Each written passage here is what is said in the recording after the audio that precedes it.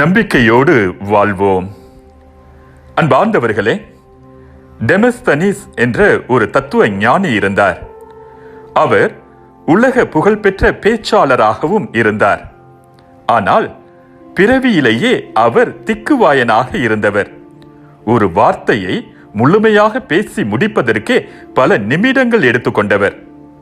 பிறரது கிண்டலையும் கேலியையும் கேட்டு பொறுக்க முடியாமல் எப்படியும் திக்குவாயன் என்ற பட்டத்திலிருந்து தப்பித்துக் கொள்ள என்ன செய்ய வேண்டும் என்று யோசித்து பார்த்தார். எவருமே இல்லாத மலை பிரதேச பகுதிகளாக பார்த்து அங்கே தனிமையில் செல்வார். வாயில் கூழாங்கற்களை போட்டுக்கொண்டு மலையில் நின்று கண்டபடி கத்துவார். அதே போன்று கடலில் நீந்தியபடி அலைகளின் இரைச்சலுக்கு மேல் தன் சப்தத்தை கூட்டி பேசுவார். ஆண்டு கணக்கில் இந்த பயிற்சியை மேற்கொண்ட பின் இறுதியில் திக்குவாய் பிரச்சனை அவரை விட்டு பறந்தோடியது.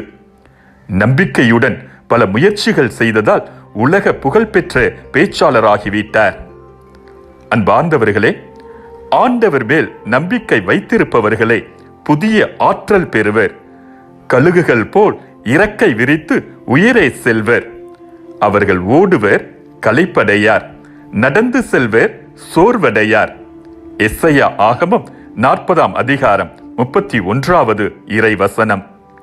நம்பிக்கை நிறைந்த ஒருவர் யார் முன்னும் எப்போதும் மண்டியிடுவதில்லை. நம்பிக்கை இழந்தவர் வாழ்வது கடினம். நம்பிக்கையோடு இருப்பவர் வீழ்வது கடினம். நம்பிக்கை ஒன்று இருந்தால் போதும், இருட்டில் கூட இமயம் வரை செல்லலாம். நம் ஆண்டவர் நமது நம்பிக்கையும் அரணுமாக இருக்க எந்த சூழலிலும் துணிவுடன் வாழ்வோம். ஆண்டவர் உங்களை நிறைவாய் ஆசீர்வதிப்பாராக.